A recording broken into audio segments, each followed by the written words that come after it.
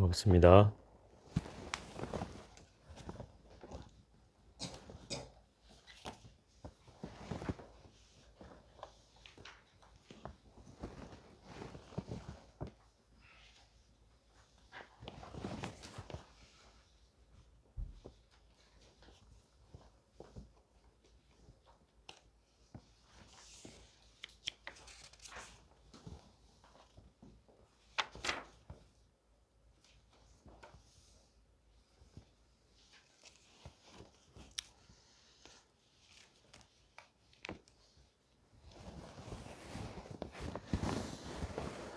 오늘은 공릉분을 할 차례인데요. 전번 시간 했던 걸 좀 요약하면 이 물질이라는 색과 텅 비어 있다는 이 공이 따로 두 개가 있어서 서로가 다르지 않다라고 얘기하는 것이 색불이 공, 공불이 색이고, 또 이 물질 그 자체의 색이 공과 텅 비어 있는 것과 그대로 똑같다. 둘이 다른 성질이 있는 게 아니라 둘이 원래 똑같다. 한 짝이었다. 이렇게 얘기하고 있는 것이 색즉시공, 공즉시색이요. 그래서 색불이공, 공불이색과 색즉시공, 공즉시색은 그래서 약간의 의미가 좀 다르다는 거예요. 그걸 좀 잘 이해할 필요가 있고, 또 육부중도, 불생불멸이며 불구부정이며 부중불감이라는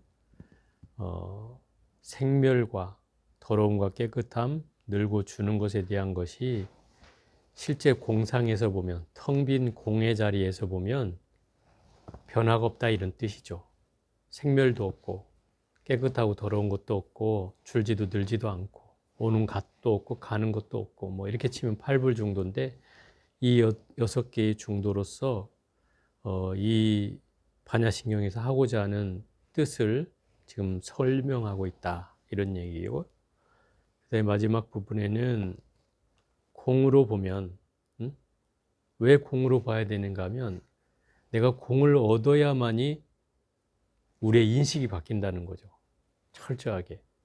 우리가 공을 터득하지 못하면 세상을 똑같이 살 수는 있겠죠. 살 수는 있겠지만 내가 정말 집착하고 사느냐, 끄달리고 사느냐, 휘둘리고 사느냐는 이 공을 터득한 것과 안 터득한 것은 하늘과 땅 차이죠. 그래서 이 부처님께서도 공으로 보면은 이미 색수상행식이 없다고 했고, 오은이죠. 오은이 없고, 또 안이비설신이도 없고, 색성향 미촉법도 없어서 또 12처가 없죠. 또 여기에다가 안식, 이식, 시계 해가지고 6개 개가 없죠. 3개가 없죠. 그까지 하면 이제 18개가 없는 거예요. 18개가 없다.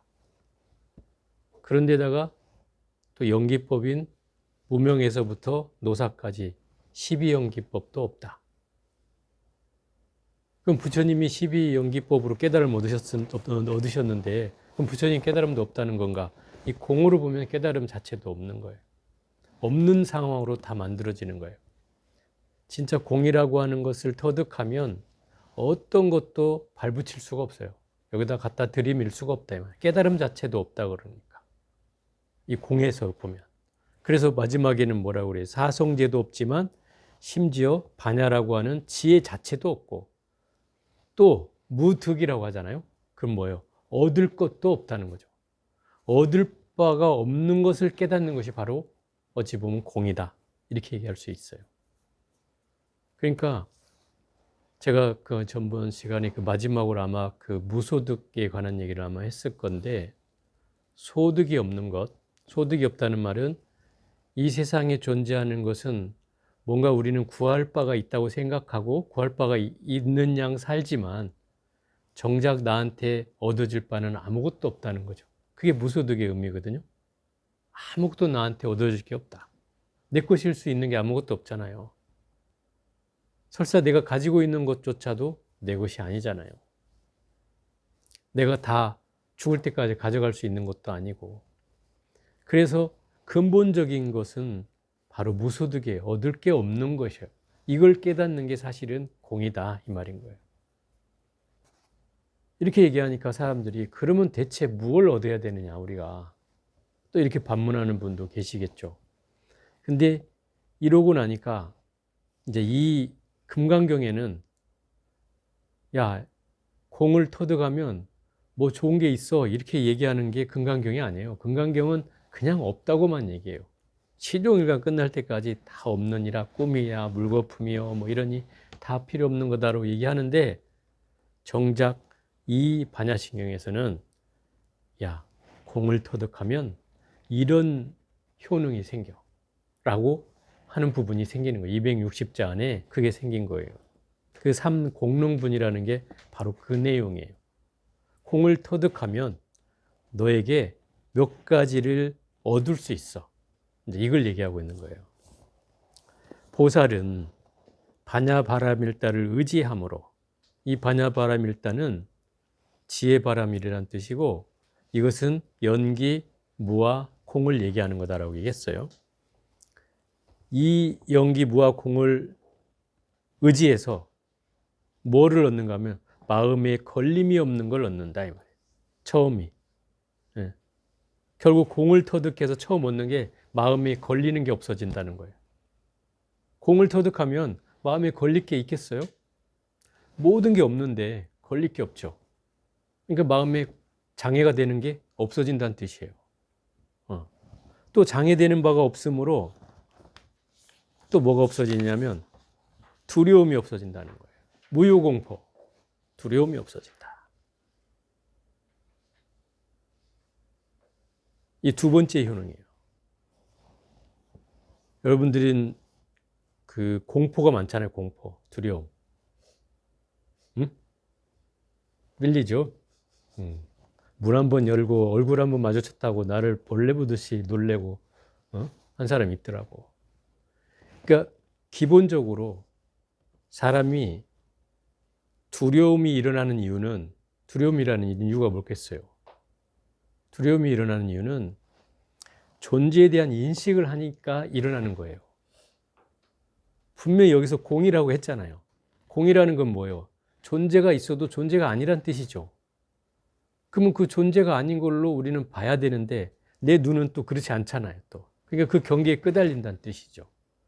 그래서 공이라고 하는 걸 철저히 깨달으면 두려울 게 없다 이 말이에요. 그게 두 번째 효능이고 세 번째는 원리 전도 몽상이라 그랬어요. 뒤바뀐 헛된 생각을 멀리 떠나게 한다. 헛된 생각이란 전도몽상이라고 하는데 우리가 꿈을 꾸면서 착각하는 거 있잖아요. 현실처럼 착각하는 거. 이것도 몽상이죠. 그 다음에 현재 우리는 늘 뭔가가 있다고 생각하잖아요. 응? 있다고 생각해. 그리고 항상 즐겁다고 생각하고 항상 내가 여기 있다고 생각하고 항상 내가 있는 곳은 깨끗하다고 생각하는 이런 견해가 있다 이 말이에요. 이런 걸 이제 전도몽상이라고 그래요. 내가 항상 하다는 것은 내가 영원불멸한 존재가 아니잖아요 이미. 그죠? 그렇기 때문에 이 말 자체가 어폐가 있는 말이죠. 항상 하다. 내가 항상 여기 있어. 이 말 자체가 틀린 말이죠. 이게 이제 전도몽상이라는 거죠. 잘못된 생각을 하고 있는 거죠. 이 생각 때문에 내가 어떻게 해요? 집착을 하잖아요. 나에 대해서. 영원불멸할 거라고. 집착하게 되죠. 또 이 사바세계는 괴로움의 세계라고 부처님이 이미 단언을 내렸는데도 나는 즐거워 맨날 이러고 다니면 정말 즐거워서 즐거울 것일까? 그렇지 않을 수도 있다 이런 얘기죠. 안 즐거운데 즐거운 척 하는 것일 수도 있고 또 즐겁다고 여기는 부분이 말하자면 자기 어떤 쾌락을 위해서 잠깐 하는 즐거움이라면 그건 영원불멸한 즐거움이 아니잖아요. 그런 의미로 보면 그것도 또한 전도몽상이다. 또 나라고 하는 존재도 내가 이미 무아라고 부처님이 금강경이나 이 반야신경에서 얘기하고 있는데도 나는 여기 있어. 내가 어디가 나 살아있어. 죽지 않았어. 나는 이런 경계를 일으키는 것조차도 또한 나에 대한 집착이고 상이다 이 말이죠. 이런 게 뒤바뀐 헛된 생각이라는 거예요. 이 생각이 있는 한 우리는 늘 괴로울 수밖에 없죠. 그죠? 뭔가에 끌려가게 되니까, 뭔가에 갇히게 되고, 뭔가에 휘둘리게 되고, 뭔가에 끄달리게 되겠죠. 그래서 이런 것을 없게 해주기 때문에 세 번째 효능이에요, 이게. 네 번째는 구경열반이잖아요. 완전한 열반에 들어가게 해준다. 이런 뜻이죠. 완전한 열반에 들어가게 된다. 결국 이 네 가지의 효능이 공을 터득하고 나면 바로 이 네 가지 효능이 생기는 거예요. 그러니까 진공을 이룬 뒤에 묘한 네 가지 공덕이 생겨난 거죠. 그래서 이걸 묘유라고 하는 거예요. 진공묘유. 진공묘유. 앞에서는 분명히 없다고 다 얘기했잖아요. 공안 가운데는 뭐 사성제 8정도도 없고 12연기도 없고 온 12조 18개도 없고 12연계법도 없다고 그랬는데 여기서는 이 네 가지를 인정하고 있다는 거죠. 심지어 깨달음도 인정해요. 여기서는 또. 그건 무슨 얘기냐면 진공을 터득하고 난 뒤에 존재하는 세계는 다른 세상이에요. 똑같은 깨닫기 전의 세상이나 다르진 않은데 내가 시야가 바뀌었다 이 말이에요. 시각이 바뀌어서 깨달음을 얻고 보니 있는 그대로가 바로 진리다 이렇게 얘기하고 있는 거예요. 그게 진공묘유예요. 예를 들어서 그 대품반야경에는 이 전도몽상에 대해서 이렇게 설명하는 부분이 있어서 재밌는 부분이 하나 있어서 한번 말씀을 드려봐요. 이 반야바라미를 수지독송하면은 그 세 가지 괴로움을 벗어나게 해주는데 혼자서 빈집에 있거나 무서운 황야를 걷거나 또는 많은 사람들 속에 있게 되어도 어떤 두려움이 없어지게 된다. 이 말을 했어요. 아마 우리가 이거는 좀 새겨드려야 될 것 같아요. 보통 이제 보살님들이 혼자 있을 때 무섭다 이렇게 얘기하는 분들이 있어요. 혼자 집에 있으면 무섭다.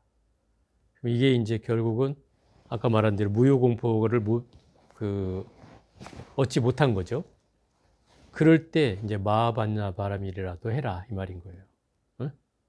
마하반야 바라밀이라도 진언을 외우듯이 마하반야 바라밀, 마하반야 바라밀 이렇게 하면 그 두려움이 사라진다 이 말이에요.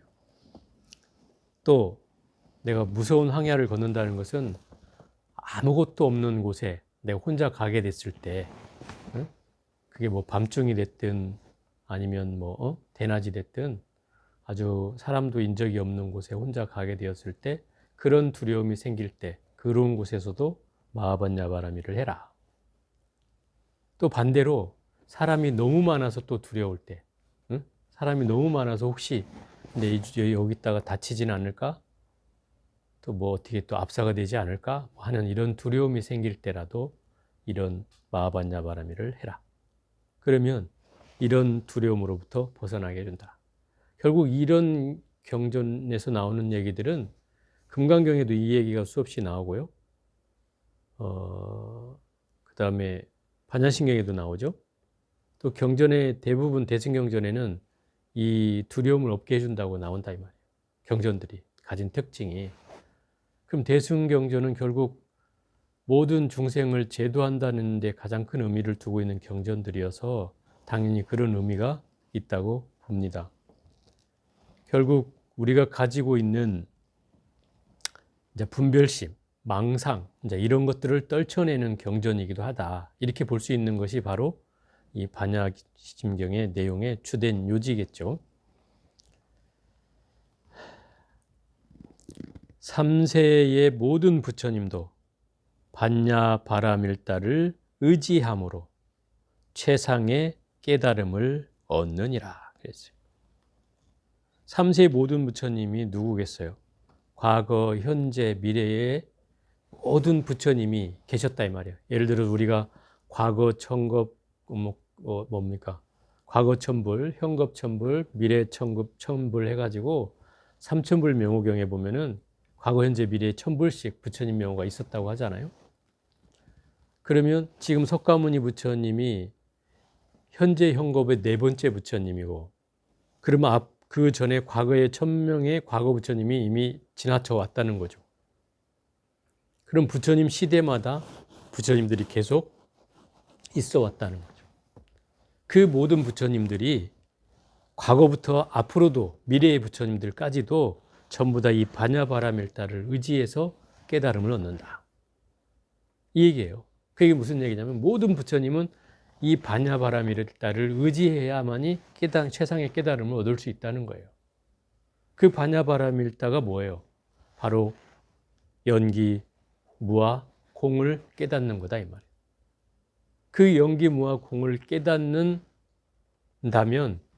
그 반야바라밀다에 의해서 결국 모든 부처가 된다 이 말인 거죠. 그럼 반대로 내가 부처가 되고자 하면 뭐를 의지해야 돼요? 바로 이 반야바라밀다를 의지하라는 것이죠. 그걸 통해서 연기, 무아, 공을 깨달으면 우리도 최상의 깨달음을 얻을 수 있다 이런 얘기죠. 결국 분명히 여기에는 묘유를 인정하고 있는 거죠. 깨달음이 있다. 분명히 있다. 얻을 수 있다. 근데 앞에서는 무지, 영무도 그랬죠. 지혜도 없고 얻을 것도 없다. 그랬잖아요. 이건 공의 입장으로 본 거니까 없다고 하는 거고, 이건 묘유의 입장으로 얘기한다 이 말이에요. 존재하는 것의 입장으로. 있는 그대로 진리라는 입장에서 보니 최상의 깨달음은 바로 반야바라밀다에 의지하여 최상의 깨달음을 얻게 된다 이 말이에요. 이런 다른 입장으로 이 반야신경이 설해져 있기 때문에 혹자는 잘못 읽으면 이거 반대말로 돼 있는데 이거 틀린 거 아니에요? 이렇게 얘기할 수 있다 이 말이에요. 그게 이제 이 반야신경에 담겨 있는 요지라고 할 수 있어요. 이 안육다라 삼맥 삼보리에 대해서 좀 더 부연 설명을 하자면, 안육다라 삼맥 삼보리는 안육다라가 무상이란 뜻이에요. 무상. 무상은 더 이상 위가 없는 최고라는 이런 뜻이고, 삼맥은 이제 바르다 이런 뜻이고, 삼보리는 바르게 깨닫는다. 그래서 이거를 한문으로 풀으면 무상 정득 정각이다 이렇게 얘기죠. 최상의 바르고 평등한 완전한 깨달음, 그게 안육다라 삼맥 삼보리다. 또 이 안육다라 삼맥 삼보리의 마음을 내는 것을 발보리심이라고 한다. 그 보리심이 뭐냐 그러면 안육다라 삼맥 삼보리심을 내는 것, 그게 보리심이에요. 그럼 발심은 뭐냐? 그 안육다라 삼맥 삼보리심을 내는 마음을 갖는 거예요. 그게 발심이에요. 제가 어제 초하루 때도 그런 본문을 했는데, 발심을 하지 않는 자, 저는 불자가 아니다 이렇게 얘기를 했어요. 불자가 아니다. 그 얘기는 무슨 얘기냐면, 발심이란 건 뭐겠어요? 이 묘한 깨달음의 세계로 들어가겠다는 마음을 일으킨다는 뜻이죠. 그죠? 이 마음을 일으켜야 그게 진정한 불자다 이 말이에요. 그런데 절에 다니면서 제가 이 발심하는 사람들을 별로 못 봤어요. 안타깝게도. 무엇을 하고 있는지 모르지만 주로 기도를 하는 분도 있고 열심히 복을 얻겠다고 하는 분도 있겠지만 발심이 중요하다 이 말이에요. 그래야지 그 발심을 통해서 물러나지 않을 수 있는 거예요. 우리가 초발심시 변정각 이러잖아요. 그죠? 처음 마음을 낸 그때가 바로 깨달음을 얻는 순간이다 이 말이에요. 굉장히 중요한 말이죠. 그로부터 우리는 수행이 시작되는 거예요. 발심한 순간으로부터. 마치 제가 비유를 이렇게 들죠. 우리가 산을 올라갈 때 산 입구에 서서 목적지를 향해서 가잖아요. 내가 거기서 한 발을 딱 뛰는 순간 이미 나는 목적지가 도착할 것이 예정돼 있어야 안 돼 있어요. 돼 있잖아요. 그죠? 산에 저 꼭대기에 간다고 마음 먹었으면 중간에 내가 포기만 하지 않는다면야 당연히 정상에 가겠죠. 마찬가지로 발심이라는 건 내가 깨달음을 얻지는 못한다 하더라도 내가 목적지에 가겠다라고 선언하고 그걸 한 발을 내딛고 가는 걸 말하는 거예요. 그게 발심이죠. 그러니 그 사람은 물러서지만 않으면 그 길을 갈 거 아니에요? 그죠? 굉장히 중요한 거죠.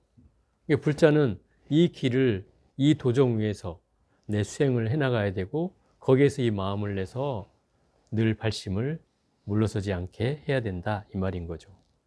이것이 지금 오늘 설해진 그 반야신경의 세 번째 공릉분입니다. 바로 그 수행의 효능을 얘기하고 있는 아주 독특한 대목이에요. 이 대목으로 통해서 진공묘유의 그 묘유법을 설명해 주고 있는 대목이기도 합니다. 그 반야신경은 재미있는 것이 중도적인 입장과 또 공적인 입장과 그 다음에 묘유의 입장까지 다 같이 드러나고 있는 그 경전이에요. 그래서 재밌어요. 이 안에 모든 게 담겨 있다 이 말이죠. 거기다 또 마지막 시간에 해야 될 내용은 진언이 또 등장한다 이 말이에요. 이 진언이 또 등장하면서 아주 또 재밌는 얘기가 될 것 같습니다. 자, 오늘은 여기까지 해보고 마치도록 하겠습니다. 수고들 하셨습니다.